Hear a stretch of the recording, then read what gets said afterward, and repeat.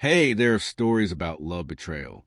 And shocking truths keep you hooked. Hit that subscribe button and join our little storytelling family. Let's start. The story I always thought forbidden. Love would feel intoxicating, thrilling, like a stolen breath in the middle of chaos. What I didn't realize was that eventually you run out of air. My name is Claire, and I was married for 8 years to a man named Jacob. On paper, we were the perfect couple, stable jobs, a suburban, home, two dogs, and annual trips to Maui. But behind closed doors, our marriage was stale, predictable, mechanical. We hadn't made love in almost a year. Conversations were transactional, grocery list bills. Vet appointments, I felt more like a roommate than a wife. I tried to tell myself this was normal, that real marriages fade over time, that passion is just a phase, but deep down I was starving for attention, for affection, for someone to see me. And then I met Evan. Evan was everything Jacob wasn't. We worked together at the same marketing firm. He was on the creative team, always buzzing with ideas, his smile permanently tugging at the edge of a secret. At first, it was innocent, just witty banter during lunch or long walks to the parking lot after work. Then it became texts at night, jokes, compliments. If I had a woman like you, I'd never let her feel invisible. I tried to resist. I told myself I was just flattered that it wasn't real.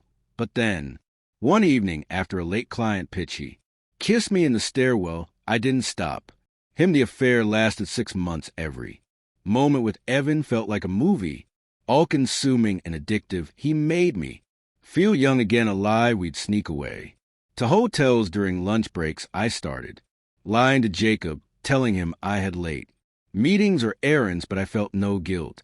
If anything, I blamed him for not noticing I was slipping away. Then one morning, Evan looked at me across a hotel bed and said, "What are we doing, Claire? This can't go on forever." It was supposed to be a question, but I took it as a challenge. Within a month, I left. Jacob packed up my things and moved into a small one-bedroom apartment. I cried when I handed Jacob the divorce papers, not because I doubted my choice, but because he didn't fight. He just looked at me defeated and said, "I hope he's worth it." At the time, I believed he was.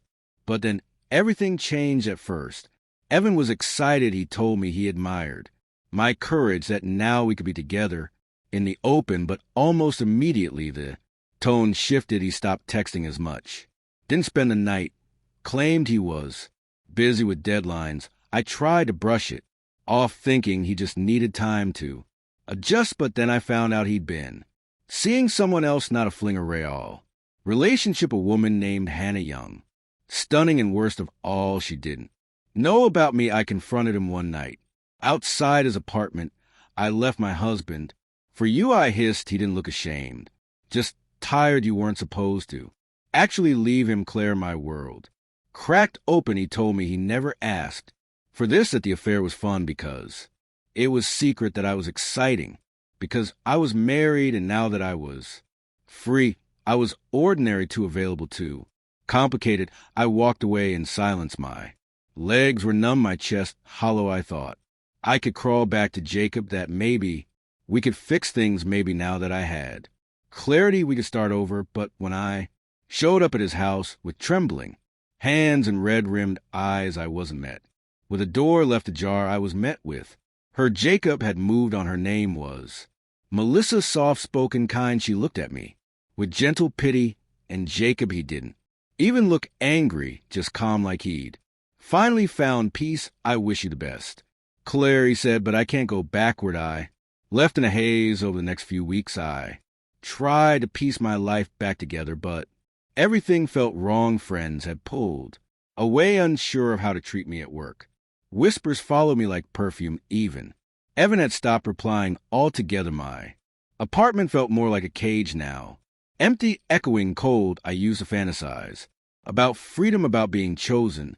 But now I realized something cruel. I wasn't chosen by either of them. I was a convenience, a fantasy, disposable one. Night, I sat on the bathroom floor, scrolling through old pictures, beach trips with Jacob, stolen selfies with Evan, wine-stained smiles, and hotel keys Every photo looked like a lie now, I. Don't tell this story for sympathy, I. Know what I did, I broke vows, I betrayed. Trust I played with fire and expected. Not to get burned, but if anyone's. Listening if anyone's standing on the edge like I was, let me tell you this, the grass isn't greener, it's just better lit. And sometimes the thing you're chasing isn't love, it's validation, ego escape. But none of those things will hold you. At night, when the world goes quiet, I wanted passion, I got chaos, I wanted to be desired.